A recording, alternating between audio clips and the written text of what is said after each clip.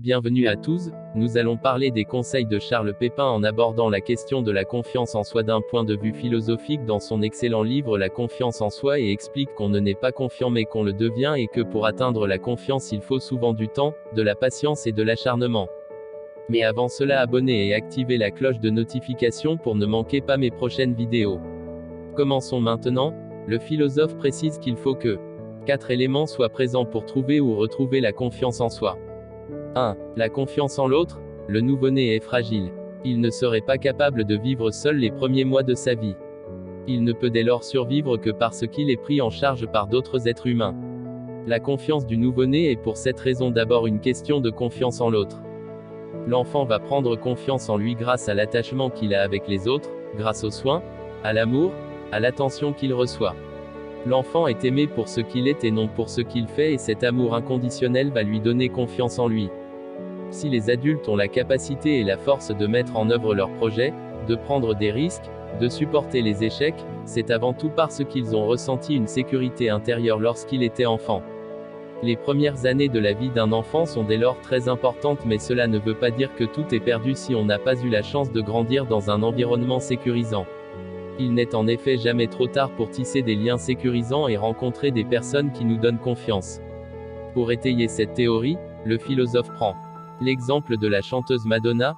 Il explique que la chanteuse a perdu sa mère à l'âge de 5 ans et a très mal vécu le fait que son père ait rapidement eu des enfants avec sa nouvelle femme. Il précise que ces événements ont fortement marqué sa personnalité et son comportement et que pour ces raisons Madonna a été jusqu'à son adolescence une fille timide, mal dans sa peau et manquant de confiance en elle. C'est la rencontre avec un professeur de danse qui va tout changer pour elle. Ce professeur lui dira qu'il la trouve extrêmement jolie, talentueuse et dotée d'un charisme fou. Ces quelques mots vont changer la vie de Madonna et faire d'elle la femme et l'artiste qu'elle est aujourd'hui. Avant cette rencontre avec ce professeur de danse, elle avait côtoyé beaucoup d'autres professeurs de piano et de danse, mais aucun ne lui avait fait ce cadeau incroyable de lui donner confiance. Cet exemple montre bien que la confiance vient d'abord des autres et que même si nous n'avons pas eu la chance de vivre dans une famille ou dans un environnement qui nous a donné confiance, une simple rencontre, même à l'âge adulte, peut tout changer. L'exemple de Yannick Noah, le tennisman n'a pas la même histoire que Madonna. Il a été aimé par ses deux parents. Mais la rencontre à l'âge de 11 ans avec le champion de tennis Arthur Ashe va également changer sa vie. Le jeune garçon a eu la chance d'échanger quelques balles avec Arthur Ashe. Bluffé par la qualité de jeu du jeune Noah, il lui offre sa raquette à la fin de la partie. Le lendemain, le jeune garçon se rend à l'aéroport avec un posté d'Arthur Ashe et demande à ce dernier de le signer. Celui-ci s'exécute et ajoute la phrase « Rendez-vous à Wimbledon ». Noah racontera par la suite que cette phrase l'a accompagné tout au long de sa carrière, l'a aidé à croire en ses rêves et à devenir un joueur de tennis professionnel.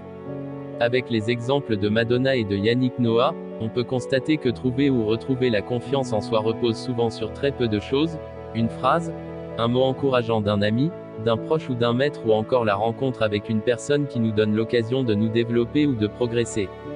La confiance que les autres mettent en nous permet ainsi souvent de nous redonner confiance. Nous insuffler de la confiance est certainement le plus cadeau que les autres peuvent nous faire. Dès lors, lorsque l'on dit qu'une personne manque de confiance en soi, on pourrait plutôt dire qu'elle manque de confiance en l'autre. En résumé, comme la confiance vient des autres, les conseils que je pourrais vous donner pour retrouver la confiance sont les suivants. Sortez de chez vous, nouez des relations avec des gens inspirants, des personnes bienveillantes, optimistes et empathiques. Des personnes qui vous donnent confiance, qui vous font grandir, qui vous sécurisent, qui vous libèrent et qui vous aident à vous réaliser pleinement. 2. La confiance en ses capacités. Charles Pépin explique que si la dimension relationnelle est très importante pour acquérir la confiance, la dimension de compétence l'est tout autant. En effet, les paroles du professeur de danse qui ont permis de donner confiance à Madonna n'ont pu être prononcées que parce que l'artiste connaissait déjà bien la danse qu'elle la pratiquait avec assiduité depuis plusieurs années. Pour étayer cette théorie, le philosophe prend l'exemple de Serena Williams. Le père des sœurs Williams ne s'est pas contenté de leur donner confiance en leur disant qu'elles étaient talentueuses et qu'il croyait en elles. Il les a entraînées très dur dès leur plus jeune âge. Elles se sont ainsi entraînées, puis entraînées encore plus fort et plus durement. La confiance de Serena vient dès lors d'une compétence qui vient elle-même d'un entraînement. L'étude du psychologue Anders Ericsson, le psychologue a constaté que tous les virtuoses en violon ou en piano avaient effectué plus de 10, 000 heures de pratique de leur instrument à l'âge de 20 ans alors que les bons violonistes ou pianistes, mais qui ne sont pas des virtuoses, avaient effectué moins de 10,000 heures. La pratique assidue fait donc la différence pour les musiciens et on peut présager qu'elle fait également la différence dans d'autres pratiques professionnelles.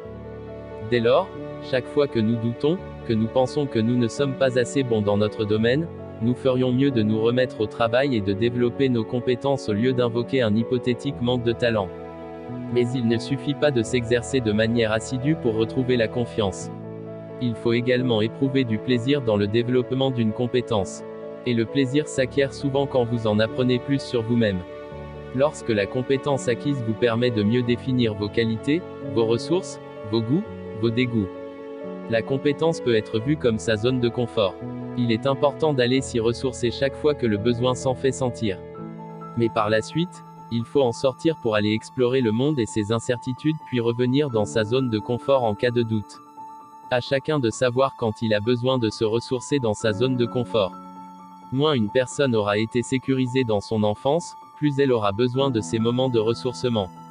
En résumé, sans un entraînement assidu et une maîtrise de sa pratique, il sera très difficile de devenir bon et confiant dans son domaine d'activité. Et il faudra en plus de l'entraînement, qu'il y ait une notion de plaisir dans l'activité que nous exerçons, qu'elle corresponde à nos besoins, à nos aspirations et que nos talents puissent s'exercer pleinement dans l'activité en question. Merci infiniment de votre aimable attention. À la prochaine.